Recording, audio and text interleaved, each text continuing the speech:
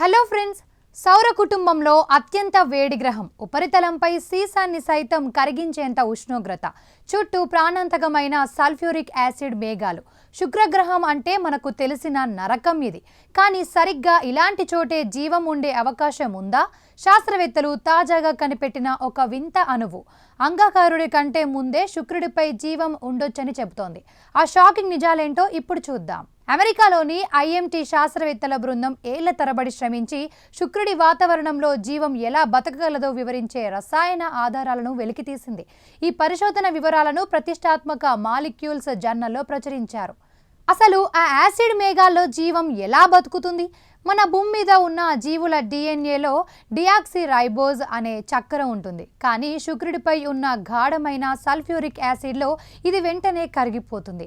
అయితే శాస్త్రవేత్తలు ఇప్పుడు సైక్లోపెంటేన్ అనే ఒక విభిన్న అణువును గుర్తించారు. ఇది సల్ఫ్యూరిక్ యాసిడ్ని తట్టుకోవడమే కాకుండా డిఎన్ఏకు వెన్నెముకగా మారి జీవం పుట్టడానికి సహకరిస్తుందని వీరు నిరూపించారు.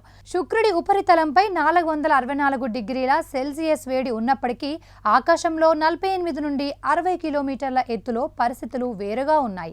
అక్కడ ఉష్ణోగ్రత 0 నుండి 50 డిగ్రీల సెల్సియస్ మధ్య, అంటే మన భూమి మీద లాగే హాయిగా ఉంటుంది. గాలి పీడనం కూడా భూమి సముద్ర మట్టం దగ్గర ఉన్నట్లే ఉంటుంది. అందుకే జీవం ఉంటే ఆ మేఘాల్లోనే ఉండాలని శాస్త్రవేత్తలు నమ్ముతున్నారు. ఈ పరిశోధనకు బీజం 2020లోనే పడింది. అప్పుడు శుక్రుడి మేఘాల్లో ఫాస్పైన్ అనే గ్యాస్ ఉన్నట్లు గుర్తించారు. భూమి మీద ఆక్సిజన్ లేని చోట బతికే బ్యాక్టీరియా మాత్రమే ఈ గ్యాస్ను ఉత్పత్తి చేస్తుంది. ఇప్పుడు తాజాగా దొరికిన సైక్లోపెంటేన్ ఆధారాలు ఆ ఫాస్పైన్ మిస్టరీకి బలాన్ని ఇస్తున్నాయి. అంటే అక్కడ ఏదో ఒక రకమైన సూక్ష్మజీవ ప్రపంచం విలసిల్లుతోందని అర్థమవుతుంది. ఈ ఆవిష్కరణ తర్వాత శుక్రగ్రహంపై పరిశోధనలు ఊపందుకున్నాయి. ఇప్పటికే శాస్త్రవేత్త సారా సీగర్ నేతృత్వంలోని బృందం 2026 చివరి నాటికి ఒక ప్రైవేట్ రాకెట్ ద్వారా శుక్రుడి మేఘాల్లోకి రోబోటిక్ ప్రోబ్ను పంపడానికి సిద్ధమైంది.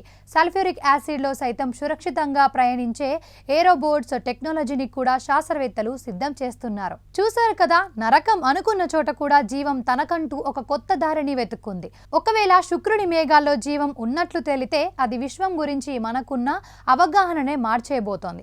తాజాగా వెలుగులోకి వచ్చిన ఈ శుక్రుడి రహస్యం మనల్ని ఏలియన్స్ కు మరింత దగ్గర చేస్తుందని ఆశిద్దాం.